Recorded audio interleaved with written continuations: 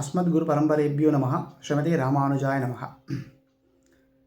இன்றைக்கி mini bytes நம்ம பார்க்க போகிறது என்னப்பன், பொன்னப்பன், மணியப்பன், முத்தப்பன் சொல்லக்கூடிய உப்பு இல்லாத அப்பன், உப்பிலி அப்பன்.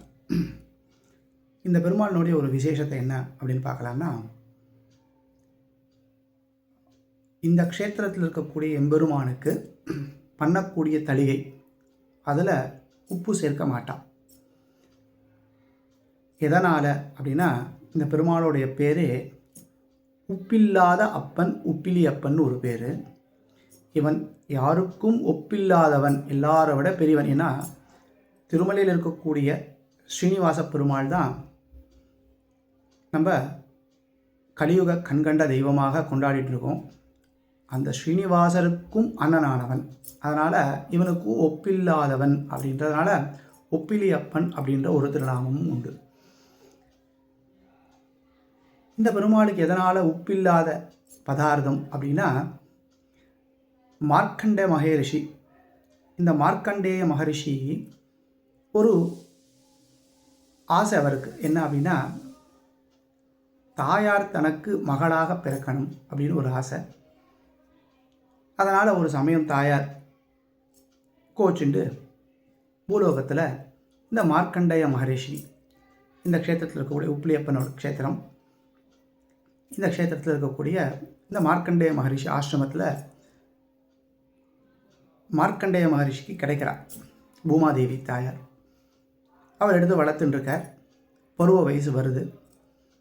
அப்போது பெருமாள் ஒரு வயோதிகனாக வந்து மார்க்கண்டேயர்கிட்ட பொண்ணு கேட்குறார். நான் அவன் பொண்ணை கல்யாணம் பண்ணிக்கிறேன், எனக்கு கல்யாணம் பண்ணி கொடுன்னு கேட்குறார். அவர் கேட்குறார், நீ வயசானவன், உனக்கு எது கல்யாணம், அதுவும் என் பொண்ணு சின்ன பொண்ணாச்சே அப்படின்னு கேட்குறார். அப்போ தாயார், இல்லை நான் இவரைத்தான் கல்யாணம் பண்ணிப்பேன்றான். உடனே அவருக்கு என்ன பண்ணுறதுன்னு புரியல. அப்போ பெருமாள் ஒரு விளையாட்டு, திருப்பி தன்னுடைய ஸ்வரூபமான சங்கு சக்கரதாரியாக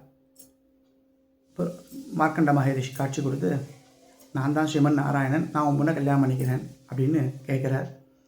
அதெல்லாம் இருக்கட்டும், ஆனால் என் பொண்ணு ரொம்ப சின்ன பொண்ணு, இவள் தளி பண்ணும்போது உப்பு போட்டு கூட தளி பண்ண தெரியாது, அப்படி இருக்கும்போது நான் எப்படி கல்யாணம் பண்ணி கொடுக்குறதுன்னு கேட்குறார். அதில் என்ன இருக்குது, இனிமேல் நான் உப்பு இல்லாமல் சாப்பிட்றேன் அப்படின்னு பெருமாள் தாயாரை ஏற்றுருக்கார் அப்படின்றது ஒரு விசேஷம்.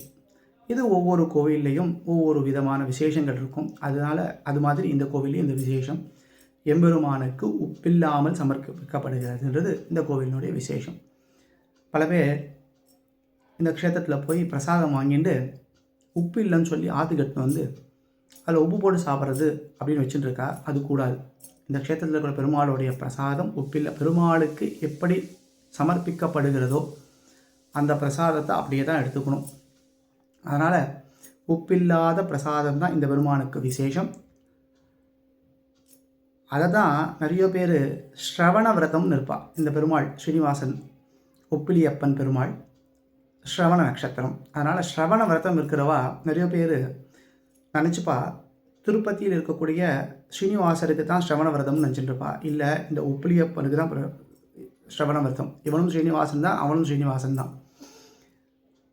அப்படி இருக்க இந்த பெருமாளுக்கு உப்பில்லாததுனால ஸ்ரவண விரதத்தை உப்பில்லாமல் அவள் அனுஷ்டிக்கிறது நாம் பார்த்துட்டுருக்கோம். நிறைய பேர் ஸ்ரவண விரதத்தில் தளி பண்ணி சாப்பிட்டாலோ இல்லை பலகாரம் பண்ணி சாப்பிட்டா கூட உப்பு இல்லாமல் தான் சாப்பிட்றது வழக்கமாக வச்சுருக்கா. அப்படியாக இந்த உப்பில்லாத அப்பன், இவன் ஒப்பில்லாத அப்பன். அப்படியான எம்பெருமான். இந்த எம்பெருமானுடைய அனுகிரகத்தை நாமும் பெறுவோம் என்று பிரார்த்திக்கிறேன்.